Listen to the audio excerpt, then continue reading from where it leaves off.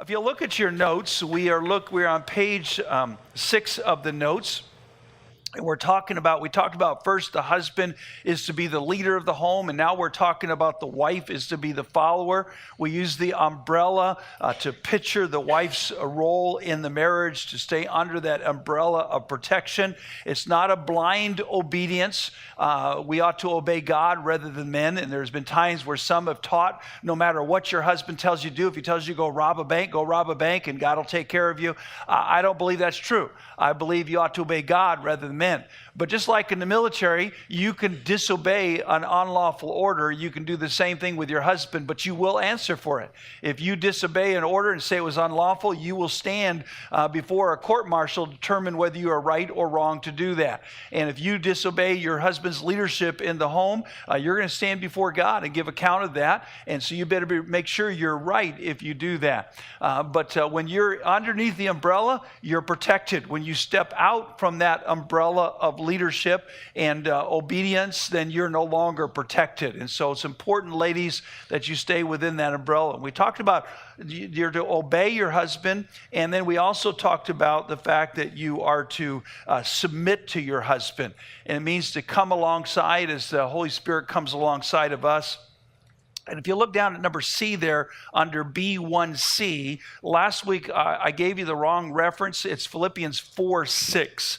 And if you want to turn over there real quick, Philippians chapter 4 and verse number 6, the Bible says, "Be careful for nothing, but in everything by prayer and supplication with thanksgiving, let your requests be made known unto God." And you need to intercede for your husband. If you're not praying for him daily, if you're not bringing him before the Lord, then you have no right to be mad at him when he doesn't do what God wants him to do. I'll tell you what won't work is arguing, pleading, ignoring, avoiding, confronting, debating. The thing that will work most is praying for him. And so pray for your husband, intercede for him. And then number 2 under that is area of submission. The word submit means to arrange in order of rank.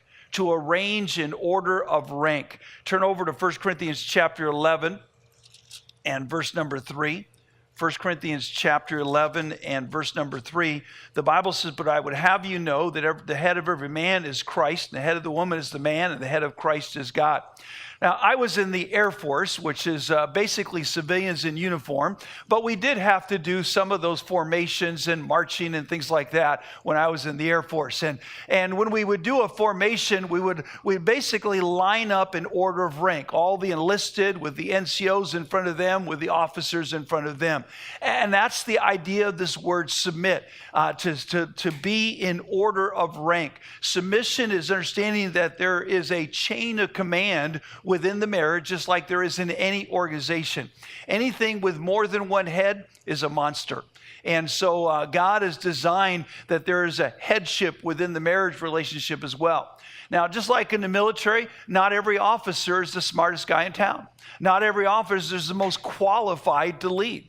Sometimes there's enlisted that have more knowledge and more common sense and more ability than the officer does, but the military has designated that officer is in charge. And God has done the same thing. Not always is the husband the most qualified. Not only is the husband the one with the greatest common sense or the best ability to lead, but yet God has designated him the leader of the home. And the relationship of the husband and the wife is like the relationship of an officer with an NCO in the military. If you look, husbands, at the idea of being the leader, means my wife is like the E1 or E2, the enlisted private. And with a private, you say, go get my coffee, go do this, go do that. And you just kind of order them around. That's not the relationship. The relationship is more like an officer with an NCO. Many times an officer, like a first lieutenant coming into the military, he's just fresh out of college. He's got no experience. He's got very little opportunity to learn. And a smart lieutenant, when he gets to his first command, will get the NCOs, and he will realize that I need to listen to them. And I need to work together with them. And yes, I am the one that is in charge. charge and I have that responsibility, but these guys know as much, in fact, probably more than I do, and their experience and their training and their knowledge is invaluable to me. And so they develop a working relationship. The NCOs understand that even though this guy is younger than me, and even though I know more than he does, I still have to respect his leadership. I still have to obey his commands. But yet the officer understands that if I build the right kind of relationship and listen to this person underneath me, I'm going to do better in my command as well. And so as a husband and wife, you need to develop a working relationship. Ladies, submission does not mean slavery, but it does mean that there is a submissive attitude that needs to be developed there and practiced there as well. A good relationship is built upon trust and respect. When that officer knows that the NCOs under him will respect him, and when the NCOs know that that officer will trust them, they build a good relationship. And husbands and wives need to do the same thing. Husbands, your wives need to know that you respect them, that you respect their opinion, that you respect their knowledge, you respect their experience. And ladies, your husband needs to know that you trust him to make the right decision, that you trust him to listen to you and to take into account your needs and your family's needs as well. The idea of submission is, letter number 3 there, is you need to make your husband happy. You need to make your husband happy. Hebrews chapter 13 and verse number 17. The Bible tells us, obey them that have the rule over you and submit yourselves, for they watch for your souls as they that must give account, that they may do with joy and not with grief, for that is unprofitable to you. You see, the word submission basically means to make your will my will. In other words, once the decision is made, then that's the decision that I have made. It's to make your will, our will, my will. When I was an assistant pastor at Coal Baptist Church under Pastor Al Anger, I really appreciated his leadership. And he would involve me in the decision making, even though I was just a young kid fresh out of Bible college. And I remember there was a decision, a very major decision that we were making that I was very much opposed to. And in our private discussions, he allowed me the freedom to express my opposition respectfully, and he allowed me the freedom to argue against the issue without arguing against him. There's a difference with that. And so in private, I expressed my disagreement with that decision, and I know that he listened to me. I know that he valued my opinion, and I know that he took it into account in his final opinion, but he made a decision that was different than my decision. And once the decision was made, though, it became my decision. And I wanted to make sure, as far as the church was concerned, that nobody would know that I was opposed to that decision before it was made. And years later, we were traveling on the mainland. I think it's probably about 10 years later or something like that.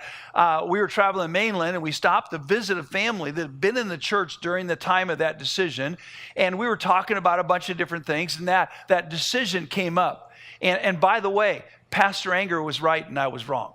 Okay, and I'll be glad to admit that to you. But that decision came up, and during the discussion about that, they said to me, we never understood why you wanted to do that. And I started laughing. And I said, I didn't. But Pastor Anger did, and so that became my decision. And it made me feel good to know that this family, that was a very active, involved family, could not tell that I was opposed to that decision once it had been made. And ladies, what you need to understand is that once your husband's made the decision, it needs to become your decision. Too many ladies' attitude, all right, if that's what you want to do, go ahead. And they'll subtly oppose the decision, or they'll kind of dig their feet into the ground a little bit, or they'll kind of stand back and wait for it to fail instead of supporting that decision. Once the decision is made, it needs to become your decision. Now, up until that point, you need to be the loyal opposition. And just like my thumb is in opposition to my fingers, it's not that you're fighting with your husband, but you're in opposition to help him get a grip on on the issue. And husbands, you need to give your wives the freedom to oppose you. And you need to give them the freedom to voice their opinion and to be involved in the discussion. And you need to make sure that you know that you value what you say and you will take into account before you make that final decision. That makes it so much easier for them. But ladies, they need to know that once the decision is made, it becomes your decision. I love the saying that Pastor Anger had, and this was this: if it's not your responsibility to make a decision, it is your responsibility not to make a decision. Because once you've made a decision, if it's not the same decision the person who had met to make a decision, it becomes an opposition.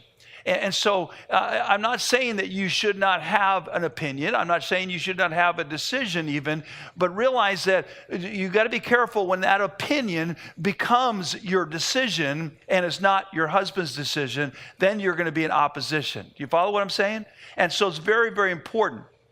It is your responsibility to make your husband happy. Hebrews 13:17 says that they may do it with joy and not with grief. And you need to make your husband happy when he makes a decision. I hear a lot of ladies complain, my husband won't make decisions. He won't be the leader. You know why many husbands are not willing to make a decision? Because they know if they make a decision and it's not their wife's decision, they're not going to be happy. There's a lot of your husbands that they're not willing to make a decision because they know if they make a decision and it's not your decision, that you're going to make their life miserable. And that should not be. It ought to be that once they've made the decision that they're going to be happy because you're going to support them. Even if it's an opposition. When Pastor Anger made that decision, once it was made, I did everything I could to make it successful. I did everything I could to make it happen. I could have sat back and said, yeah, it's not going to work. But no, I went in there and I got behind it 110%. And that's what submission is. If your husband's not happy, then you're not submissive. You're not submissive. And so you need to voice your opinion. You need to be a part of the process. And husbands, we need to involve our wives, but there needs to be a final decision is made by the head of the home. And you need to support that decision and pray for him that it be successful. The Bible says also, letter C, that she is to trust her husband. Go over to 1 Peter chapter 3. Some of you are saying, yeah, but you don't understand. I can't trust my husband to make good decisions. You just don't know this guy. He doesn't think things through. He doesn't take things into account. And you got all these reasons why you can't trust your husband. In 1 Peter chapter 3 and verse number 5, it says, for after this manner in old time, the holy women also who trusted in God or adorned themselves, being in subjection on their own husbands. You will find almost everywhere it tells you to obey or submit to your husband, there is some phrase that carries the idea of trusting God. You see, number one, ladies, you need to trust him. You need to trust him, talking about your husband. He is more trustworthy than you give him credit for. We tend to focus on the negative rather than the positive. And what you need to do is you need to focus on the times that he was right instead of the one time he was wrong. A husband can be right 9 times, but his wife will only remember the one time he was wrong. And you know what? We're all going to be wrong. We're going to make wrong decisions. We're going to do things the wrong way. We're going to fail. That's just part of human nature. And that counts for both men and women. And don't focus on when he fails, but focus on the times you can trust him and the things that you can trust him with. And you need to make a list of things you trust your husband for. And you need to make the list of why you can trust him. And not focus on the areas you cannot trust him. There are certain things that my wife really should not trust me with because I'm not very good with those things. But yet I'm thankful that she doesn't focus on that. Now, I'm smart enough. I've learned over the years, not in the beginning, but I've learned since then, that the things that I'm not trustworthy in is what I need to trust her with. There are some things that I'm just not good at that she's better at. And that's a good thing for us as husbands to learn. But ladies, you got more that you can trust your husband for than you realize. And you need to focus on that. But when you cannot, look at 1 Peter 3:6, by the way. Even as Sarah obeyed Abraham, calling him Lord, whose daughters you are, as long as you do well and are not afraid with any amazement. And I understand, ladies, there's times you just look at your husband and you just kind of shake your head in amazement and say, what's wrong with that boy? What's wrong with that boy? And I understand that. And I know there's a lot of times my wife has had every reason to do that. But you need to be careful of that. God uses as an example of obedience and submission Abraham and Sarah. And Abraham basically was a jerk. He behaved as a jerk. He made some very, very, very bad decisions, and yet his wife still trusts him. Now, Abraham also made some very good decisions, but he made some bad decisions. And if God chose to use Sarah as an example of submission and trusting her husband, then God says you can trust your husband as well. And then number two, you need to trust God. When you cannot trust your husband, you can trust God. Go over to Colossians chapter 3. Colossians chapter 3. When you are convinced your husband is doing wrong, when you are convinced it's the wrong decision, when you are convinced you cannot trust him, then you need to trust God. Do what's right and trust God to make the situation work out. In Colossians chapter 3 and verse number 6, for which things sake the wrath of God cometh on the children of disobedience. And again, I'm reading verse 18. Colossians 3:18. Wives, submit yourselves unto your own husbands as is fit in the Lord. Again, it's in the Lord.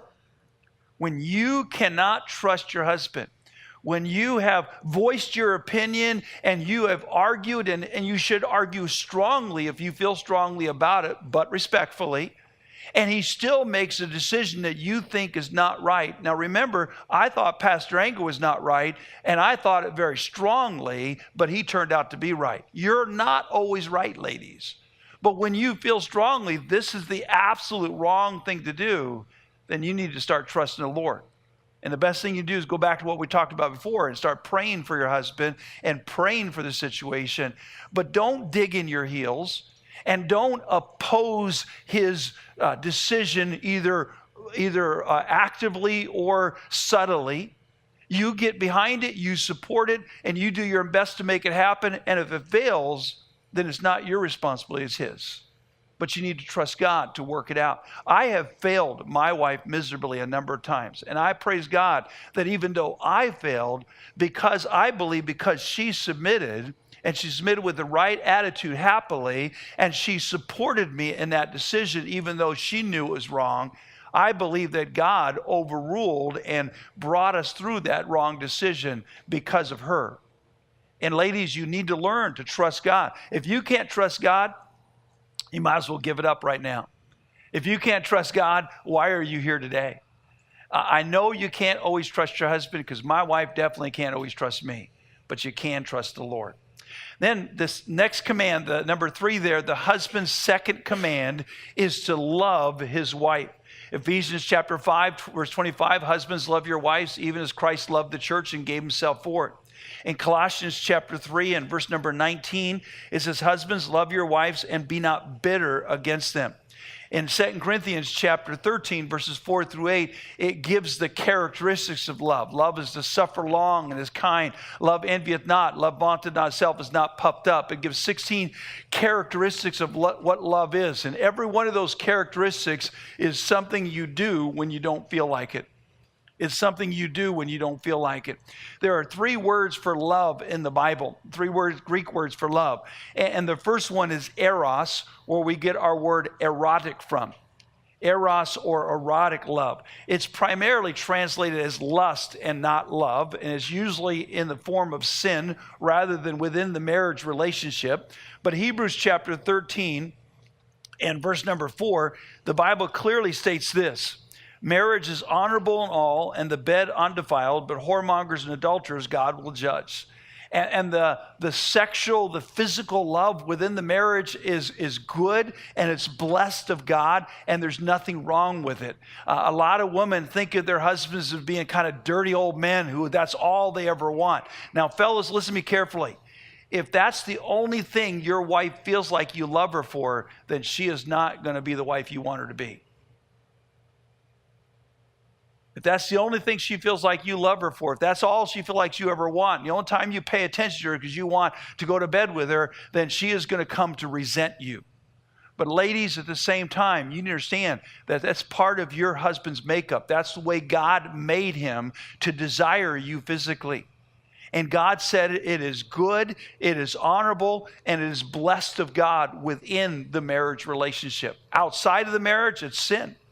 But within the marriage, it is a beautiful thing of the Lord. And we need to understand that. So fellas, there is an eros love. And the Bible clearly teaches that we ought to have a desire for our wives and that she ought to satisfy us physically. And that's partly our wife's responsibility. We'll talk about that. But it's also a big part of our responsibility. This is one of the areas that we need to take leadership in. Not leadership in that I'm going to get all I want. It's leadership in making sure that both of you are satisfied in this area of your relationship and both of your needs are being met and that you're giving of yourself rather than taking. One of the lessons you need to learn and learn it quickly is this. In this area especially, the more you give, the more you get. The more you take, the less that's given to you. You've got to give rather than take. And too many husbands take in the physical area rather than give. And instead of taking it from your wife, you need to give to her so she wants to give back to you. And we will talk about that more later on. We'll have a whole lesson on the physical relationship from a biblical perspective. But we need to understand that there's the eros love. And number one, you need to be a giver. Be a giver. In 1 Corinthians chapter 7 and verses 1 through 5, it says, now concerning the things whereof you wrote unto me, it is good for a man not to touch a woman. So that's the principle for those of you who are single. Keep your hands to yourself. Don't be touching her, especially in the secret places we talked about. But verse 2 says, nevertheless, to avoid fornication, let every man have his own wife, and let every woman have her own husband. Let me just stop here real quickly and say this. If the only reason you got married is to have free sex and legal sex and morally right sex, you're not having a good relationship. It is an important part of the relationship, and God has blessed it and even commanded it, but that should not be the only reason that you are married to somebody. But verse number 3, let the husband render unto the wife due benevolence, and likewise also the husband unto the wife. The wife hath not power of her own body, but the husband, and likewise also the husband hath not power of his own body, but the wife. Defraud you not one of the other, except it be with consent for a time, that you may give yourselves to fasting and prayer and come together again, that Satan tempt you not for your inconsistency. You're coming together. You're meeting each other's needs. And this is one area for both of you that you need to be a giver and not a taker. Give her pleasure. The more you give, the more you get. And then secondly, to be satisfied. In Proverbs chapter 5 and verse number 19. Proverbs chapter 5, verse 19, it says, let her be as a loving hind and a pleasant roe. That description is like a deer in heat. Let her breast satisfy thee at all times, and be thou ravished always with her love. Fellas, you need to be satisfied with your wives in this area. You say, well, yeah, but she's not satisfying me. Then get over it and figure out how are you going to give so that she wants to give to meet your needs. You see, your wife, first of all, needs to know that you satisfy her. When's the last time that you told her that she satisfies you physically? Not just tell her, but show her. Too many women feel like they've been used and abused in the sexual relationship, even within marriage. And we be careful of that. And one of the ways that a lot of women feel that they're not satisfying their husband is because of not only some husbands will just say it outright. And fellas, you don't get people to be better by tearing them down. Now, there's times we've got to talk about our problems, and you've got to talk about the negative things, and you got to talk about what's wrong, and you do that in a loving, careful way, but you do better by building somebody up rather than tear them down. And if all you're doing is complaining, I'm not getting enough sex, and I'm not satisfied with this, I'm not satisfied with that, then your wife's not going to have a desire to satisfy you. But if you're being positive and telling her how much you appreciate her and how thankful you are for her, and in this area especially. And the other thing is when you, as men, look on other women, then you're telling your wife you don't satisfy me. When she sees you doing one of these things as you're driving down the road, when she sees you sitting and staring at the TV with some woman who's dressed immodestly or not dressed, when she sees you on the computer looking at pornography, what you're basically saying to your wife is, you don't satisfy me. I need to look at this other woman to be satisfied. And that is a terrible thing to say to your wife. And whenever you're doing that, you are hurting yourself. And you need to make it a habit not to do that. One of the books, The Battle, Every Man's Battle, is an excellent book. If you've never read it, I would encourage you to read it. And dealing with this area of pornography, again, we'll talk about that in more detail later on. But one of the things he talks about is bouncing your eyes. Now, what he means by that, I used to think, well, man, if there's a woman over here who's not dressed modestly, turn and look the other way. But you know what I found? That doesn't always work. We were going to Hanauma Bay one time. We were walking down that steep walkway down there, and a lot of people at the beach are not dressed very modestly. And so I was walking down. My wife was holding my hand, and I was holding her hand. We were walking down there, and there's a girl coming up that was not dressed modestly at all. And so my wife said, "Look the other way." Now I know what she was trying. She was trying to help me. She wasn't being critical of me. Some women, they're being critical when they say that because you're looking too long at that. I make it a habit in my life to look away from that. First of all, because I don't need to be looking at that temptation to have lust in my heart. But also, I want her to see me look away so she knows I'm satisfied with her. But she said, look over there. And I looked over here and I said, you don't want me looking here either. And so she said, well, look up and I'll guide you. So we were walking down that big old ramp like this, and I'm going like that. People must have thought I was crazy, And you're watching a program, all of a sudden something comes on there and you switch the channel, and the next channel's even worse. You're going down the mall. You just everywhere you look, it's there. It's a battle, is what it is. And it's a difficult thing to challenge to do. And it's not just turning and looking the other way. It's the idea is to not focus. What I've learned over the years is don't focus on other women. You're going to see them, but don't focus on them. Keep your focus on your spouse. And so when I see a woman and she's not dressed modestly or whatever, I try to turn my way. Ladies, let me say something here. I'm a pastor. I love God. I love my wife. I've got a beautiful wife. I'm satisfied with her in every way. But you know what? I still struggle because the way God made me as a man. And don't get mad at your husband for being what God made him to be. Now, the problem is sin has corrupted it. And we struggle with that, and we are being bombarded left and right.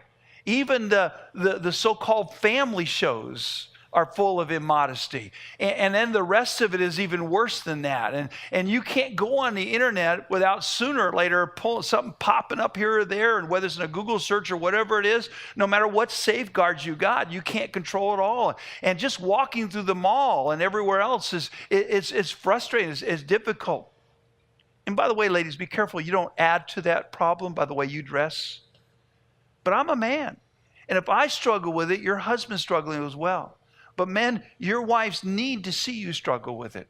They need to see that you're not focusing on it, that you're not looking for that, and especially not looking for pornography or watching the shows that have that. And they need to see you turn your head away or to walk away from it. That's what tells them that you're satisfied with them. And they need to see that. And another thing about being satisfied with your wife in this area, don't criticize her body. And especially don't criticize what she can't change. Now, if your wife is maybe overweight or some other problem that she can work on, criticism isn't going to make her more motivated to work on it.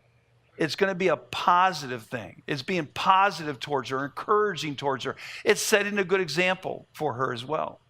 And working together as a team to help work on the weight. But the reality of life is going to catch up with you sooner or later.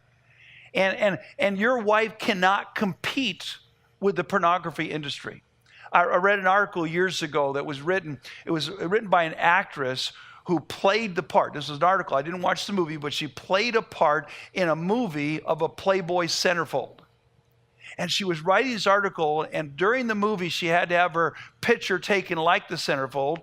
And she said when she saw the pictures of her, she looked at those pictures. I could not compete against the woman in those pictures because they were airbrushed and the angles and the lighting and everything. It made her look more perfect than she was in real life. And she said, I could not compete. And yet we expect our wives to compete against the picture of the world that is not realistic. It's either airbrushed and lighting, or these women, that's all they do is that's their whole life and their business to take care of their body. And your wife has got you to take care of, and a family to take care of, and a home to take care of, and many times jobs to do. And this is not what they can keep up with. And so if your wife is not in perfect shape, don't be critical, be encouraging. Focus on the areas that are a blessing, and focus on the things that you do appreciate about her. And if you want to help her, you can help her to do better, but not in a critical way, but in a cooperative way. But fellas, do not criticize her for something she can't change. I had one husband, they've been married for about 5 years, and then he was complaining she was not a certain shape. And I wanted to smack the guy, because this is something he knew when he married her. And it's not something she could change outside of drastic surgery. And he was being critical of something she could not change. All he was doing was hurting himself as well as hurting his wife. And so you need to practice eros love, and it's an area we all want to practice as men, but you need to be careful that you do it in love. Not taking, but giving, being satisfied. Second kind of love in the Bible is phileo, or responsive love. We all know Philadelphia, the city of brotherly love. That's the word phileo. It's more than just a brotherly love, but it means a responsive love. Phileo love is the reason you got married to begin with. There's a reason why you fell in love with your wife. You didn't look at her the first time you met her and said, she's ugly, I want to marry her. No, you responded to her beauty. Says, wow, she looks nice, I want to marry her. And then after you got to date her a few times, you didn't say, well, she's got a lousy personality, but I want to marry her. No, you responded to her personality. You said, I like being with this girl, I want to spend the rest of my life with her. You see, we get married based upon phileo love. The problem is later on, one of two things happens. Either we find out they're not really what we thought they were.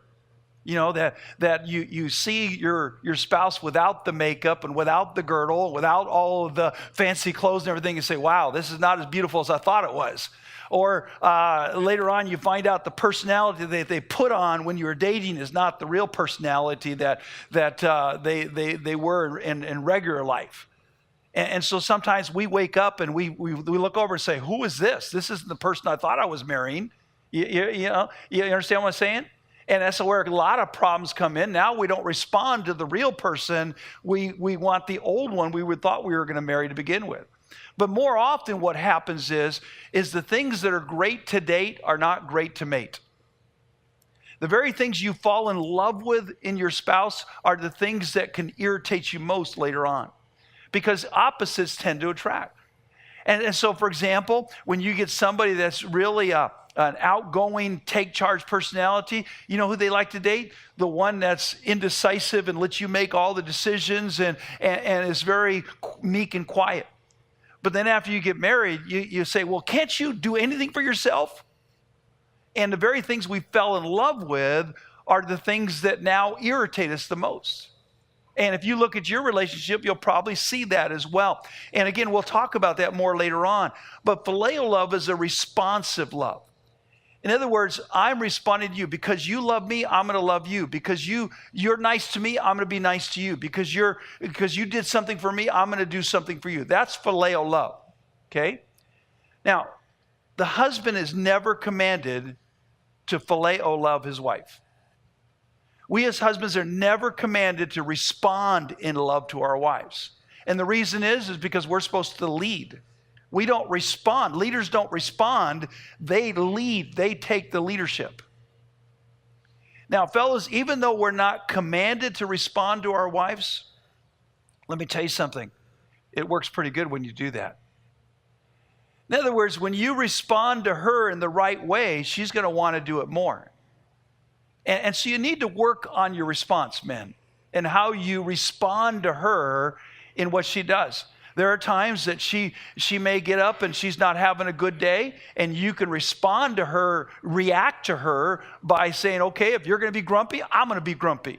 And guess what? You're both going to have a grumpy day.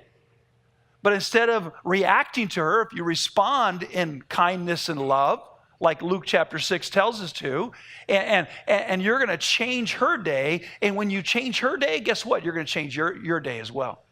We have a plaque in our house. And when I first got this, my wife didn't understand it. She thought it was kind of mean. And the plaque says this. It says, if mama ain't happy, ain't nobody happy. And the reason I got that plaque is not because she's always grumpy and makes everybody unhappy, but what I wanted my kids to understand. If you make mom unhappy, mom is going to make me unhappy. And if I'm unhappy, I'm going to make you unhappy. So this is a cyclical thing. If you make mom happy, mom's going to make me happy, and I'm going to want to make you happy. So make mom happy. Well, that's a good thing for you husbands to remember. When you are making her happy, you're going to be happier. And so we need to respond in love, but we're never commanded to. What we're commanded to do when it says husbands love your wives is the word is agape. You've all probably heard that word at some point in it. That's what's described in 1 Corinthians 13. It means giving love. Agape is giving love. And in the parentheses, put the word unconditional. Unconditional. John 3:16. You all know that, right? Say it with me. For God so loved the world that he gave his only begotten Son, that whosoever believeth in him should not perish, but have everlasting life. You see, God gave his Son. That's agape love. It's a giving love.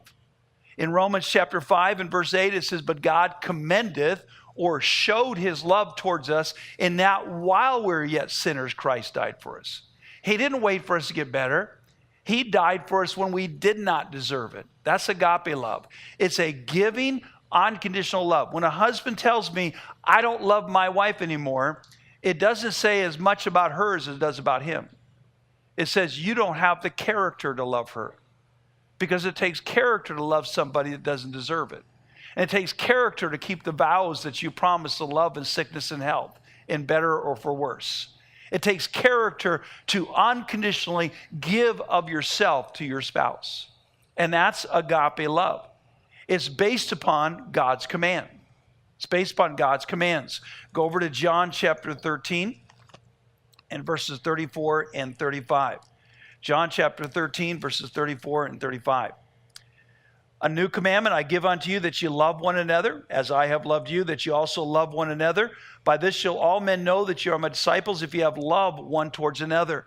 And so God commands us to love one another. And I think that includes our spouse. In Ecclesiastes chapter 9 and verses 9 and 10, the Bible tells us, live joyfully with the wife whom thou lovest all the days of the life of thy vanity, which he hath given thee under the sun, all the days of thy vanity, for that is thy portion in this life, and in thy labor which thou takest under the sun. Whatsoever thy hand findeth to do, do it with all thy might, for there's no work, nor device, nor knowledge, nor wisdom in the grave whither thou goest.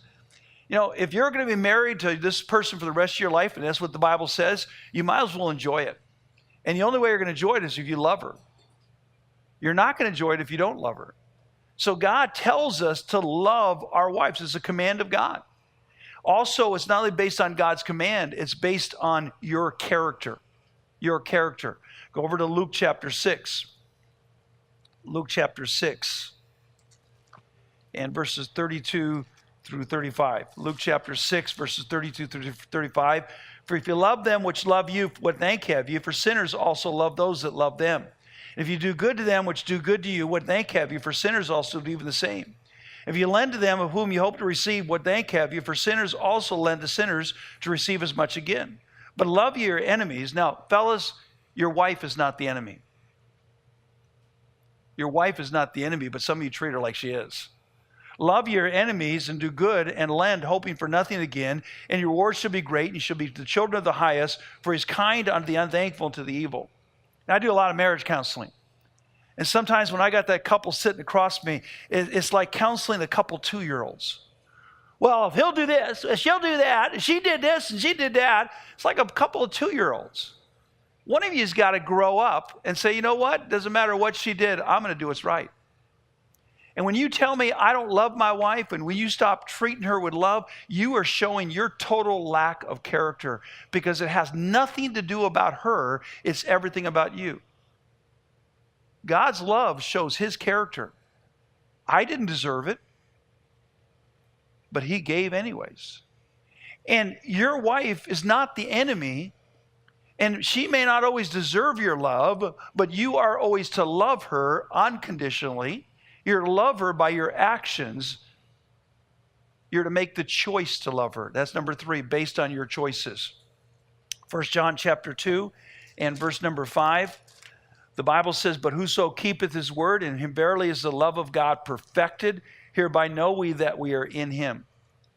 You've got to choose to love her whether you feel like it or not.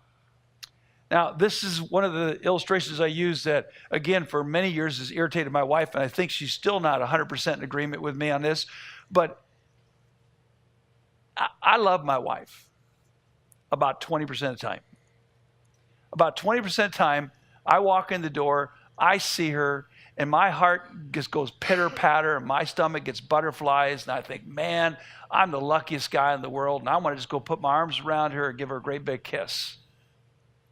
About 20% of the time, I feel the exact opposite. I walk in the door, and I want to put my hands around her neck. Now, you're laughing at me, but some of you guys feel the same way. Now, I hope you don't do it, but that's how you feel. Instead of pitter-patters in my heart's going boom, boom, boom, boom. Instead of butterflies in my stomach, it's all churning. And I'm thinking, what was I thinking when I married this woman? She's going to be the death of me yet, and I'm so... And about 60% of the time, I feel nothing. About 60% of the time, I look over and say, yeah, that's my wife. I got no feelings. Now, if I only acted in love towards her when I felt like it, it'd be 20% of the time. You see, when I want to put my hands around her neck, what I have to do instead is go put my arms around her and give her a hug. Now, I might squeeze her a little bit tighter than normal, but give her a hug. You know what I found, by the way? After hugging her for a few minutes, I said, well, it's not so bad. She's kind of okay. This feels good. And even during that 60% of the time, I still need to make sure, am I loving her even though I don't feel like it? And so get over these feelings, because God says to. He says, I'm not commanding you to feel anything. You know, no matter what, if you're at work, you're sitting at your desk and the general walks in. Now, if he says to you, hey, you better look happy. You better be happy. Can a general order you to be happy? No. But a general can order you while you're at work and you're sitting at the desk, I want to see a smile on your face. Yes, sir. You'll do what he tells you to do because he commands you to action. He can't command you to feeling. Nobody can command you to feel, even God. Because we can't always control our feelings, but we can control our actions. What's the Bible say? Be angry and sin not. You can't control the anger, but you control whether you sin or not. And this is important, fellas. If you leave here with nothing else, leave here with this, that I've got to love her 100% of the time, even when I don't feel like it. In fact, even when I feel the opposite, I still need to love her. That is so critical to you understanding this. Now, the wife is different. When I first read Ephesians 5:25 in the Bible, it said, husbands, love your wives. The first thing in my mind was, okay, where's the verse that says, wives, love your husband? This is the way men think, ladies. And so the first thing in my mind is, I got to find that verse. I did an exhaustive search from Genesis to Revelation, and there's not one verse in the Bible that commands wives to love their husbands. That is not fair. And I told God, that's not fair. And the only thing I could come even close to that on was in Titus chapter 2. Turn over to there. Titus chapter 2. And verses 3 and 4. This is the closest it comes to telling women to love their husbands. Titus 2, 3 and 4. The aged women, likewise, that they be in behavior as becometh holiness, not false accusers, not given to much wine, teachers of good things, that they may teach the young woman to be sober, to love their husbands, to love their children. Now, before I talk about this, can I say something to the ladies in here that have been married for 10, 15, 20 years? You know what I'm tired of as a pastor? Is I don't have the women have been married for those years that are able to teach the young woman because they haven't learned it yet. You know, it's time you learned. Because God says now you should be a teacher. And some of you have been married for a long time and you're not ready to teach somebody else because you're still learning the lessons yourself. But it says the aged women were to teach the younger woman to love their husbands. And it uses a different word. It does not say agape love. It says phileo love. Now, why was that? Why did God say, women, phileo love your husband? It doesn't command them to love. Because here, women are natural lovers more than men are. They are more in touch with their emotions. They're more naturally responsive in love. Men, you can love them and they're clueless. That's why God has to command it. Wake up and love your wives because they don't think about doing that. But women are naturally responsive. So husbands, if you say, well, my wife's not loving me the way I should, then you're not loving her because she has nothing to respond to. Maybe the problem is not her. Maybe you're giving her nothing to respond to. God designed women to be sponsors. He doesn't have to command them to love. All he has to do is say, ladies, you need to learn how to love your husband because women haven't figured out men yet. Now, ladies, it's because you overcomplicate this. Men are really very simple and very basic creatures. And in essence, what it comes down to is men are really, in essence, like Pavlov's dog. You remember the story of Pavlov's dog? Now, ladies, I'm not saying that men are dogs, okay? They're like Pavlov's dog. And you remember the story, Pavlov would feed the dog, and then he'd ring a bell when he feed the dog. And it got to the point that every time he'd ring the bell, the dog would respond, start drooling and thinking it was time to eat because the bell rang. It's called conditioned response. And that's how men are made. Simply this, they are conditioned to your response. And if you don't respond right, they're not going to keep doing it. See, a big mistake a lot of ladies do, instead of responding to the one time their husband does things right, they complain and gripe and get mad at him for everything he does wrong. Stop focusing on the wrong and start focusing on the right, and he'll want to do more right. When I first taught on marriage, I read a lot of books, and I read a lot now too, but not quite as many. And one of the books I read, in the book, they said that the average woman needed 13 non-sexual touches a day.